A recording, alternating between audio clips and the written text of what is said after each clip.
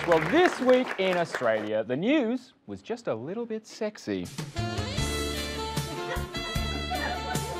Sorry. That's my bad. Sorry. The news was just a little bit sexist. No, sorry. No, cut the music. Sexism was everywhere this week, with a depressing number of comments with which to start this segment. So it was really almost just like every other week.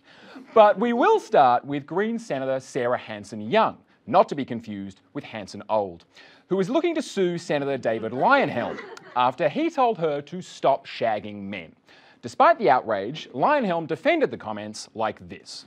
I think you're mischaracterising it as sexist abuse when it's just abuse. Which I think we can all agree is a rock-solid defence. See, Your Honour, I'm not a sexist asshole, I'm an equal opportunity asshole. The defence rests. And then, Leyonhjelm, just to prove his good guy credentials, offered to apologise if Hanson-Young met a number of conditions, including stating that she no longer believes men are collectively responsible for the actions of men who commit violence, which, to be clear, is a position Hanson-Young denies she ever held. Good job, David. While you're at it, why not get Hanson-Young to renounce her previous support for ISIS? And that time she definitely said Ringo was the best Beatle. And an interesting side note to that story, last week Leyonhjelm appeared on Sky News to double down on his Senate comments with hosts Ross Cameron and Rowan Dean. And it turns out Rowan Dean was on the board of the publishers of the Medical Journal of Australia, a position he's now thankfully lost. And to be honest, I think we should have realised he was on the board after the Medical Journal's latest issue was titled, "Does Feminism Really Cause Cancer?" and other hypothetical questions I answered on behalf of the doctors. Then from the Senate to Triple M Radio, and former footballer and quite possibly evidence of the missing link Barry Hall was fired from Triple M after he attempted to make a joke and ended up being Barry Hall.